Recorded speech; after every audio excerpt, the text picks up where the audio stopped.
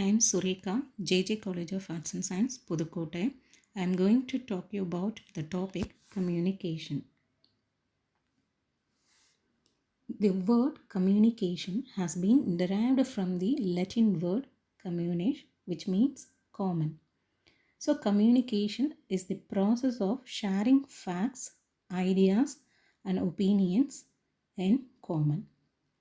Here, the definition of communication is the process of passing information and understanding from one person to another. Next topic is nature of communication. First one is two-way process. So communication take place only when there are at least two persons. One person has to convey some message and another has to receive it. For example, if we take a classroom, the teacher convey information to the students. If the receiver, that means the students, need any clarification, he or she can ask the sender of message immediately.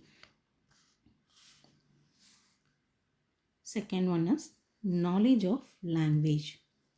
For communication to be successful, the receiver should first of all understand the message. That means the sender must speak in a language that is known to the receiver.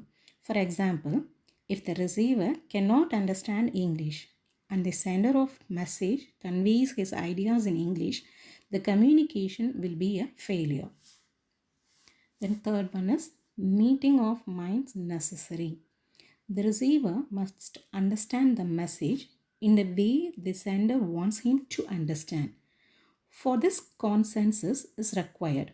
So consensus is nothing but identity of minds.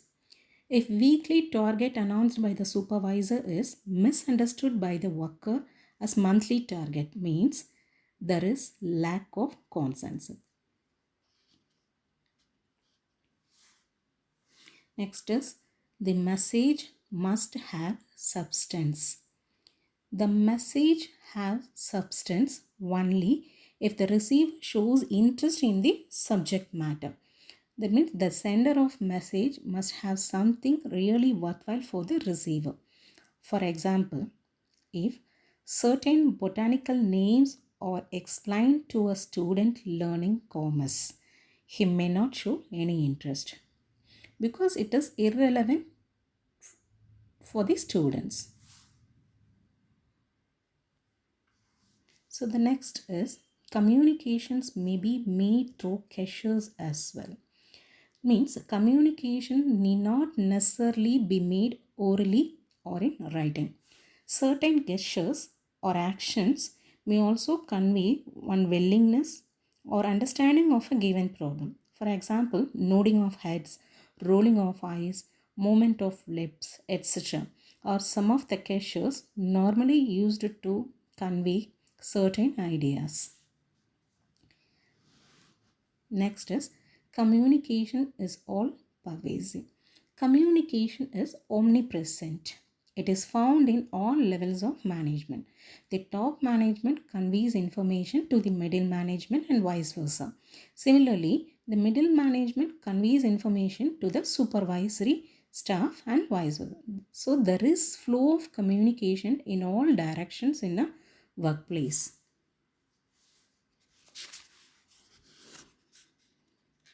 Next is communication is a continuous process. In any workplace, someone will be conveying or receiving some information or the other always.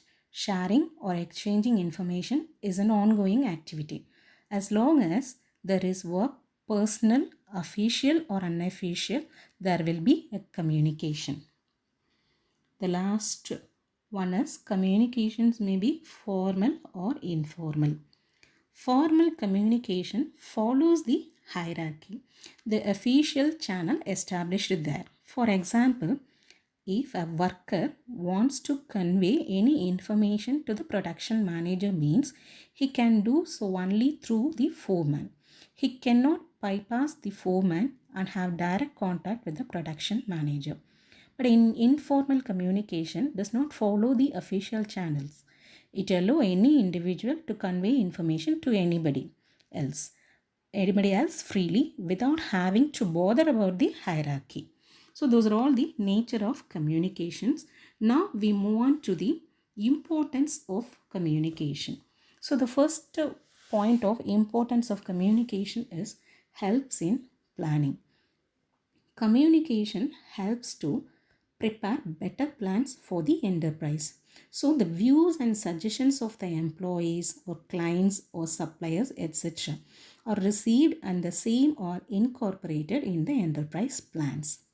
Then second is vital for decision making. The information necessary for decision making, it helps to take decisions. For example, a decision on production is made after receiving information from the stores on the stock of materials available and from the marketing department on the extent of demand. Third, facilitates delegations. Without proper communication, delegation of authority by a superior to his subordinates will not be possible, because the superior must first of all assign work to his subordinates and give them the requisite authority to carry out their duties. This cannot be done without effective communication. So next one is facilitates effective leadership. As a leader, the manager will be able to guide his subordinates well only through proper communication.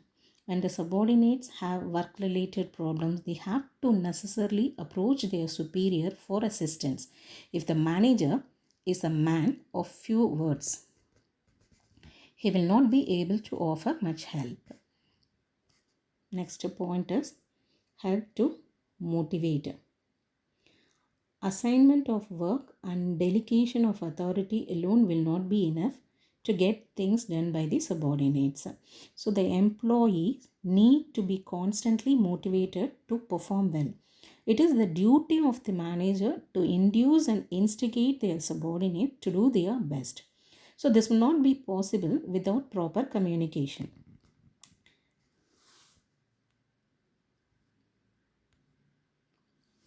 Next is helps in coordination. The activities performed by different individuals and departments are different. They are directed towards the attainment of the enterprise goal. So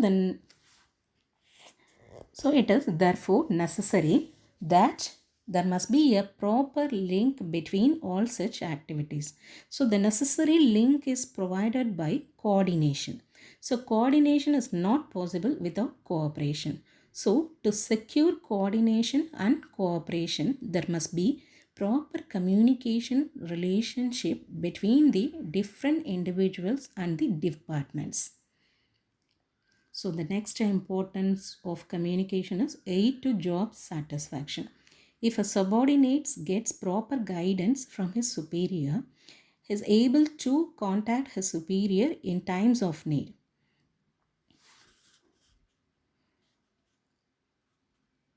And also able to share his thoughts freely with his colleagues. So an employee is bound to have greater job satisfaction. Next is help to save time and effort.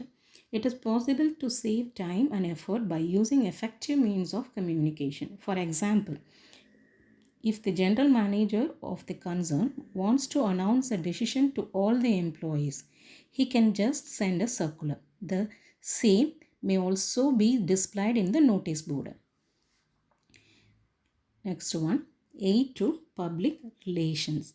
So every organization has to maintain cordial relationship with the members of the public. Many persons may visit an enterprise every day. They include customers, creditors, shareholders, government officials, and so on. So the public relation officer must receive them and also attend to their needs. So the communications plays a significant role in all such activities. So the next topic is Elements of communication. So the process of communications involves the following elements. So overall that means first one is sender, second one is message, third is encoding, fourth one is transmission, fifth one is channel, sixth one is receiver, or seventh one is decoding, eighth one is feedback. First is sender. He is the person who sends the message. So again I am telling, who is a sender means one who send the message. So one who send the message, that person we call it as a sender or communicator. Second one is message.